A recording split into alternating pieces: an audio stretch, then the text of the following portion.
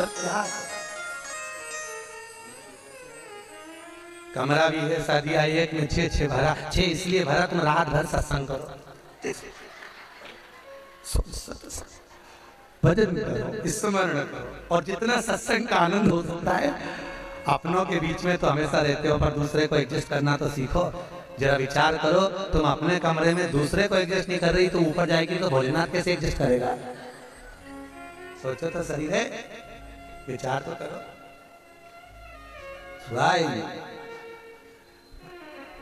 भगवान शिव की कथा है, 24,000 श्लोक शिव महापुराण में है,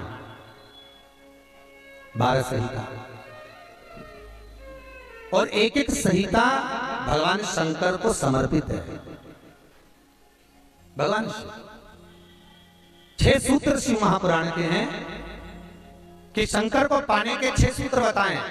पहला, मस्तक पर तिलक लगा दो, त्रिपुंड लगा दो, नहीं लगा सकते तो गले में रुद्राक्ष की माला पहन लो। इतना भी नहीं कर सकते, तीसरे नंबर का सूत्र है कि भगवान शंकर का मंत्र जाप कर लो, नमः शिवाय, ओम नमः शिवाय। ये भी नहीं कर सकते तो मंदिर में शंकर जी को 1 लोटा पानी चढ़ा दो, चौथा सूत्र। 5वां सूत्र है, इतना भी नहीं कर सकते तो किसी शंकर के मंदिर के पास में से निकल कर चले जाओ, तो शंकर के मंदिर का शिखर का दर्शन हो जाएगा। शिखर दर्शनम सर्व पाप नाशनम, बस उतना भी बहुत है। ये 5। और 6ठे नंबर का सूत्र है, अगर इतना भी नहीं कर सकते तो पूरी जिंदगी में अगर 12 ज्योतिर्लिंग पर पहुंचकर शंकर की कथा को सुन लोगे तो फिर दूसरा जन्म नहीं होता। ये 6 सूत्र शंकर को पाने के हैं, भगवत भक्ति को पाने के हैं, भगवत रसतत्व को पाने के हैं। 6 सूत्र है, शंकर का अनुमोदन करें। ऐसी कौन सी भूमि है, ऐसी कौन सी जगह है जहां शंकर नहीं है? हर जगह, हर तत्व में, कण कण में, हर जगह पर वही तो समाया है। बस हमारे नेत्र परखैया नहीं है, इसलिए हम पहचान नहीं पाते। बहुत दुनिया के लोग बहुत कम पहचान कर पाते हैं। बस अंतर तब आता है एक घर के बुजुर्ग माता पिता को और एक परमात्मा को लोग अंतिम तक नहीं पहचान पाते। अंतिम तक बहुत कठिन है। माता पिता सब कुछ दे देते हैं बच्चों को, एक सास अपनी बहू को जब पसंद करके आती है, जो सास कभी अपनी देवरानी जेठानी के एक अंगूठी नहीं दे, वो हाफ सेट दे के जाती है। सोचो जरा, विचार करो, खुद कैसी भी साड़ी पहने पर बहू को एक से बढ़कर एक चढ़ावे में चढ़ा देती है, तैयार होने का डब्बा भी देती है, नंबर की चप्पल भी देती है, सब कुछ देती है। शादी नहीं होती उससे पहले ना जाने कितना सास बहू को दे आती है। कितना विश्वास सास का बहू पर होगा। और बहू जब पहली विदाई में घर से सास के यहाँ से जाती है तो अलमारी में ताला लगा के चाबी घर ले जाती है। सोचो, सास ने कितना विश्वास करा, सब कुछ दे दिया, और बहू ने ऐसा विश्वास करा कि चाबी तक बटोर के पहली विदाई में ले गई। पहली विदाई क्यों? क्योंकि नंदे आई है, डोकरी निकाल के ना दे दे। विश्वास कहाँ, भरोसा कहाँ, पूर्णता कहाँ है? भगवान शंकर की कथा कर रही है। 6 सूत्र में से अगर एक सूत्र भी भगवान शंकर का आपकी जिंदगी में आ गया तो जीवन का आनंद देने वाला हो गया। ध्यान देना, कन्यादान जो तुमने करा है उसका पुण्य तुम्हारे मरने से पहले हो सकता है कि समाप्त हो जाए।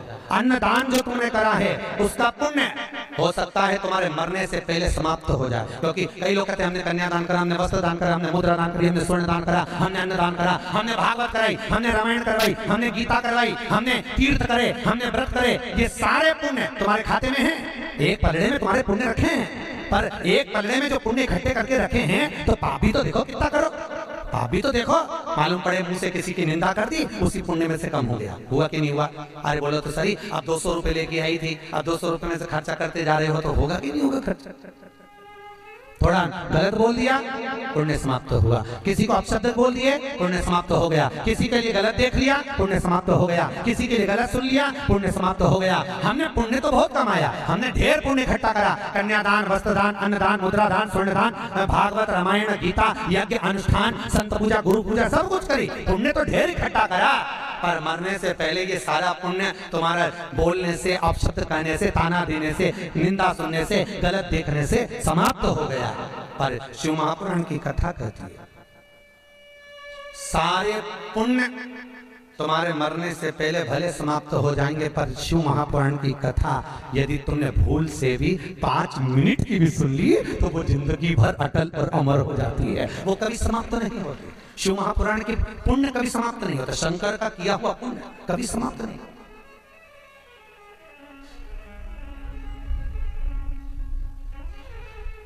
आज वो कोई कह रहा था गुरुजी वो हम पोटलियां बना के लाए हैं तो एक एक मंदिर में पोटली चढ़ाए और कई चढ़ाए। हमने कहा लो आए हो इतनी दूर तीर्थ करने के लिए 5 रुपया 10 रुपया 2 रुपया तो जो तुम्हारी मर्जी पड़े चढ़ाओ।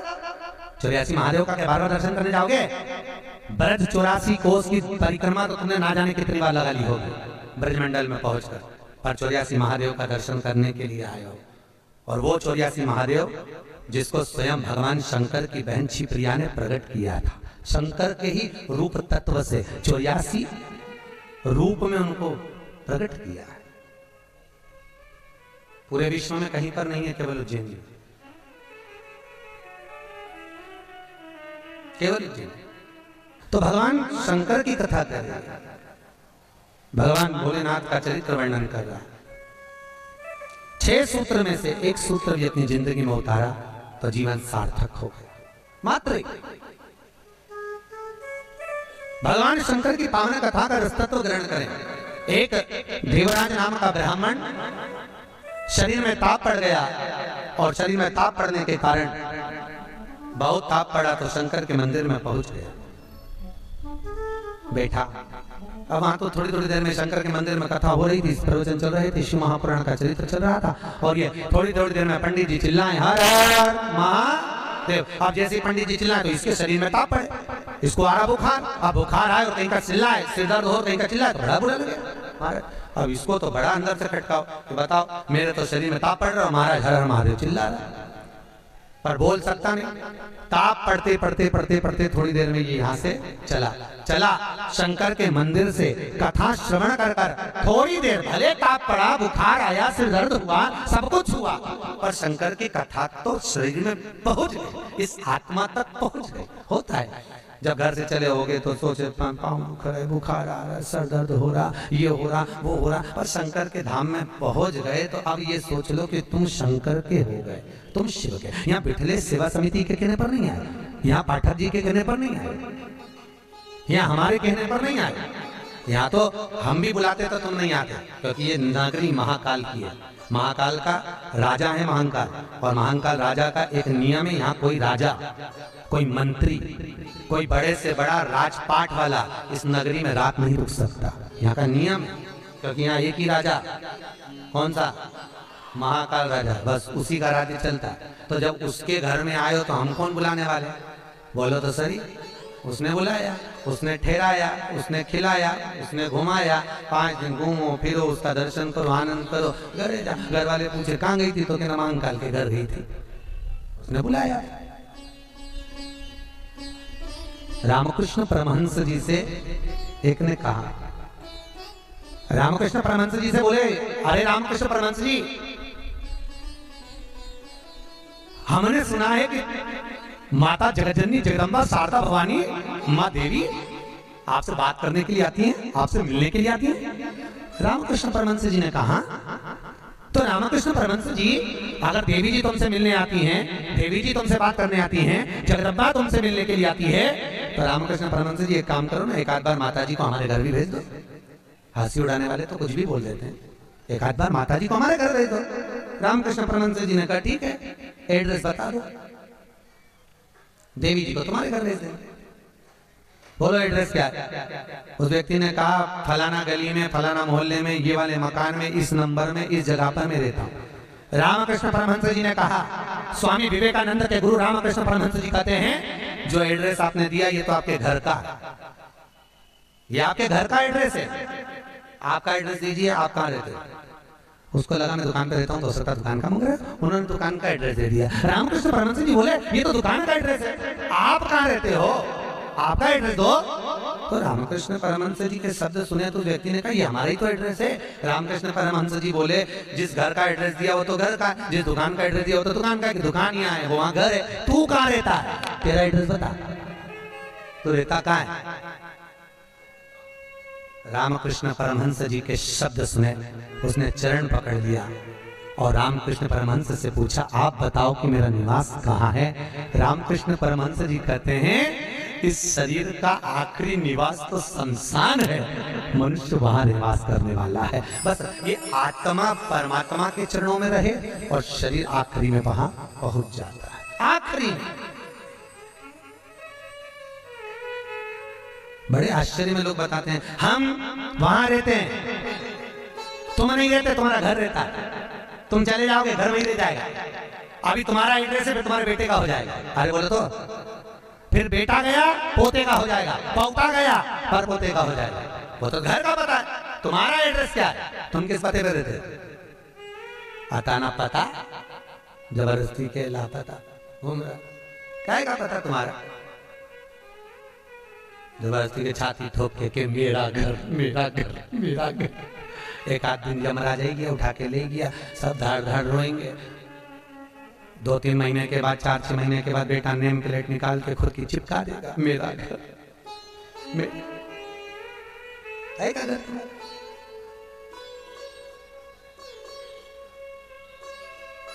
क्या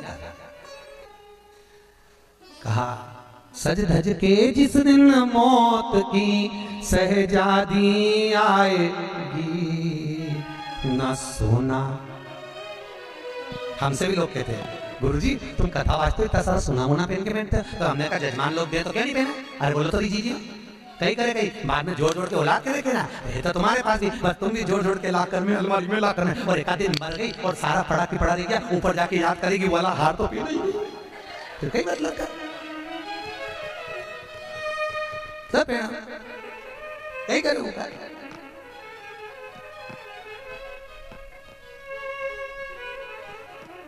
उसका करे क्या? जितनी साड़ी धरी सब पहन लो जीजियों, बाद में किसी काम की सब धरी। ऊपर जाती जाती यमराज सेकेगी, नीली वाली तो पहनेगी थी, अभी पीको लगवाई थी, एक बार फिर से छोड़ दे वंश मोह। भगवान भी यमराज भी कहेगा चल ऊपर चल, अब कहीं नहीं पहने, ले गया नहीं करे। खूब जोड़ा, आखिरी में यही छोड़ा, और फिर इतना बड़ा फोटो टंगा, उनमें प्लास्टिक के फूल की माला, और वो भी पंखा में माला यूं हिले, पंखा में माला हिले और डोकरी फोटो में स्माइल दे। वो डोकरी भी इसलिए स्माइल दे कि बेटी हम भी जोड़ जोड़ के मर गए, यही टंगे तुझे भी टंगना है, इसलिए डोकरी भी आ सकती, यही टंगे से जोड़ो। कुछ नहीं खाया, खूब जोड़ा, खाना खाने की फुर्सत नहीं थी साहब। सुबह 8 बजे से रात को 10 बजे तक दुकान नहीं छूटे। एक एक ग्राहक के लिए बैठा दिया, और आखिरी में सब छोड़ के घर के लोग अर्थी पे भी ले गए तो बांध के ले गए, सबको मालूम है मर गया। उसके बाद ही ना जाने क्यों बांध के ले जाते, और खींच के बांध, खींच। अरे सबको मालूम मर गया, कोई भगेगा थोड़ी ना, तो खींच, हल्की बल्कि बांध, ले जाना तो है नहीं, और खींच के बांध, क्योंकि इनको डर इस बात का लग गया, उठ के भाग गया, और उनको तो कुर्सी भरना, उसके बाद दूसरे को ले गया, तो इसी को ले चलो, जैसे कहा करो उसका क्या। सज धज के जिस दिन मौत की सहजादी आएगी, न सोना काम आएगा न चांदी। छोटा सा तू कितने बड़े अरमान है तेरे, मट्टी का तू सोने जैसा मान है तेरे। मेरे को नहीं जानते, मेरे को नहीं पहचानते? अरे भेरू तुझे तो सब जाने, मेरे को नहीं जानते। मट्टी का तू सोने जैसा मान है तेरे, मट्टी की काया एक दिन मट्टी मिल जाएगी, न सोना। कई करेगा फिर।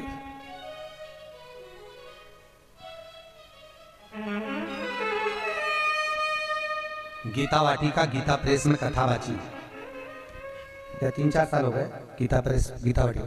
उन्होंने कहा गीता वाटिका वालों, गुरु जी हमारे गीता प्रेस वालों की ओर से कैंसर हॉस्पिटल चलता है गोरखपुर में, आप चलिए। देखने गए, बड़े बड़े करोड़पति भी अटैची लेकर पैसे की खड़े थे कि मेरे पिता के कैंसर ठीक कर दीजिए। इनका ये पत्नी का कैंसर, अटैचियों में माल भरा था और कह रहे थे ये ठीक कर दीजिए। अटैचियों में माल भरा, काम आ सकता है? अटैची भर कर रखी हुई है। पर शिव महापुराण की कथा कहती है जहां पर औषधि भी काम नहीं करती वहां पर शिव की करुणा काम कर जाती है और कृपा बरसा देती है। शिव की कृपा, शंकर करुणा करता। तुम एक बार विश्वास रखो उस शिव पर, उस शंकर पर। देवराज ने प्राणों को त्यागा, प्राणों को त्यागा तो भगवान शंकर के धाम में चले गए। क्योंकि भले 5 मिनट की भी कथा सुनी हो, चलते चलते भी अगर शिव महापुराण तुम्हारे कानों में पड़ गई हो, चलते चलते भी अगर तुम्हारे कानों में एक शब्द भी शंकर की कथा का मिल गया हो, तो वो शंकर की कथा कभी क्षीणित नहीं होती, वो शंकर से मिला देती है। शंकर से, शिव से। देवराज मोक्ष पा गए। फिर अगला चरित्र सुनाया एक बिंदुक नाम का ब्राह्मण जिसकी धर्मपत्नी का नाम था चंचुला देवी। बिंदुक जो भी लाता वो चंचुला को लाकर देता। क्यों देता? क्योंकि पति का नाम केवल पति है, पर पत्नी का नाम धर्म पत्नी है। पति कुछ भी कमाई करके लाएगा वो अपनी धर्म पत्नी को देगा, क्योंकि ये धर्म में लगाती रहेगी। अगर ये मेरी कमाई को धर्म में लगाएगी तो मुझे भी वैकुंठ तक तो ले ही जाएगी। ये धर्म पत्नी है, धर्म पत्नी। एक कथा के मुख्य यजमान गोपाल मंदिर वाले महाराज जी बने हैं, पंडित जी, पाठक जी, परंतु इनके मन में कथा का आया ना आया वो बात की बात है। पर धर्म पत्नी हमारी भाभी जी, इनका मन में कथा सुनकर मन में भाव आ गया, गुरु जी एक कथा करो, बस ये कृपा। जिंदगी में एक बार शिव महाप्रभु, फिर ठाकुर जी की जो मर्जी, भोलेनाथ की जो, पर शिव पुराण तो कराना।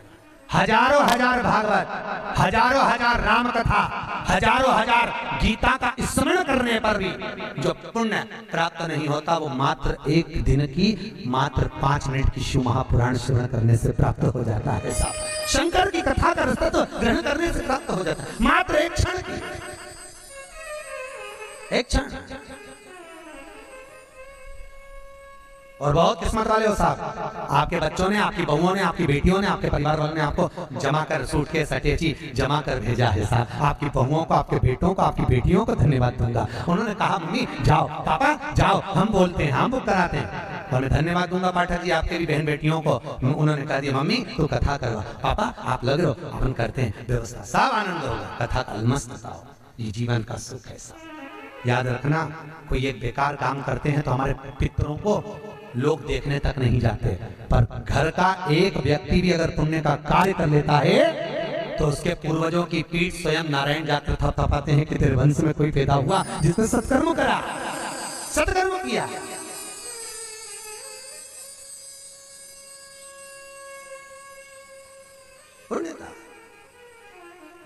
और ये मुख्य यजमान जो बने ये बहुत करोड़पति नहीं है, मंदिर के पुजारी जी हैं।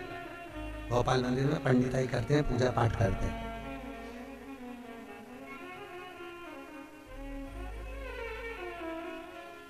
उसमें भी शायद मेरे हिसाब से, मेरी सोच से तो 3-4 हजार रुपये महीना कुछ मिलता होगा।